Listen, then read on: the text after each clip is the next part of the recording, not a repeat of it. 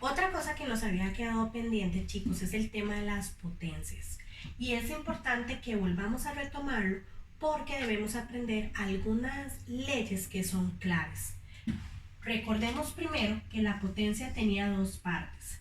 Va a tener una parte que se llama base y otra parte que se va a llamar exponente. ¿Para qué me sirve a mí el exponente? Como recuerdan, me dice cuántas veces debo multiplicar la base. Es decir, en este caso, tengo que multiplicar 3 veces la base. 2 por 2 por 2 y eso me va a dar 8. Una potencia jamás se va a resolver multiplicando 2 por 3. Siempre este exponente me dice cuántas veces yo debo multiplicar mi base. Teniendo eso claro, hay que aprender ahora leyes porque ya tenemos números negativos, tenemos potencias y tenemos fracciones. Entonces tenemos que aprender varias leyes. La primera ley, que es muy importante que vamos a aprender, es qué pasa cuando yo tengo una potencia de una fracción. Cuando yo tengo la potencia de una fracción, por ejemplo, 2 tercios a la 2, el 2 sirve para el número de arriba y también sirve para elevar el número de abajo, o sea, eleva el numerador y el denominador. De esta forma nos quedaría 2 por 2 arriba y 3 por 3 en la parte de abajo. 2 por 2 es 4 y 3 por 3, 9. Siguiendo con este tema de las fracciones, tenemos que saber qué pasa cuando el exponente es un número negativo. En matemática no nos gustan los números negativos como exponentes y debemos hacer un proceso que se llama el inverso multiplicativo para poderle darle vuelta a la base y que se me transforme ese exponente en positivo. ¿Qué estamos diciendo? Supongamos que fuera 4 tercios a la menos 2. ¿Qué hago yo para quitar entonces ese negativo? Le doy vuelta a la base, que eso se llama inverso multiplicativo. Y me quedaría 3 sobre 4 elevado a la 2. Y lo que acabamos de ver, esto sería 3 por 3 y abajo 4 por 4 y nos quedaría 9 sobre 16. Esa es otra ley muy importante. Vamos a borrar para copiar nuevas leyes. Recuerden que todo esto tiene que estar escrito como si fuera la clase en construcción del conocimiento.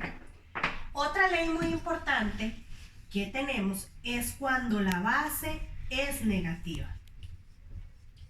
Si la base es negativa, vamos a tener que jugar mucho con los exponentes.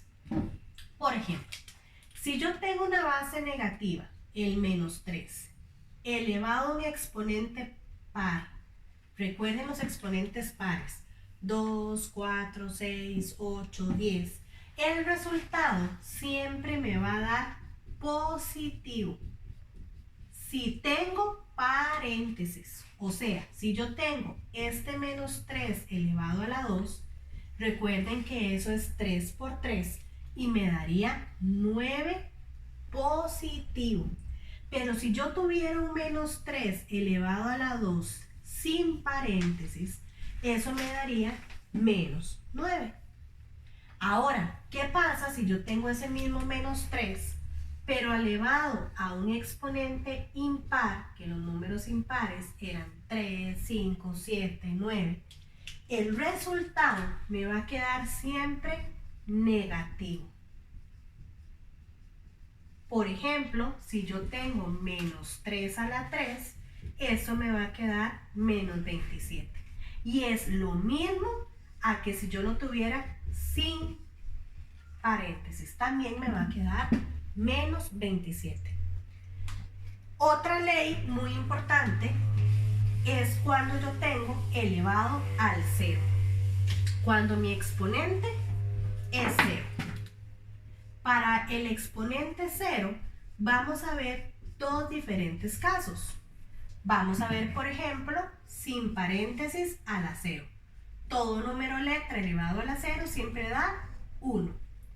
Si mi base es negativa, pero tiene paréntesis, el resultado también me va a quedar 1 positivo.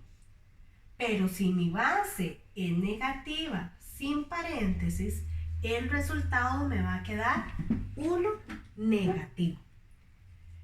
Otras leyes muy importantes y que las vamos a ver juntas son las leyes cuando yo tengo bases que se multiplican y cuando yo tengo bases que se dividen. Estas bases tienen que ser iguales. Yo no puedo trabajar con bases que sean diferentes.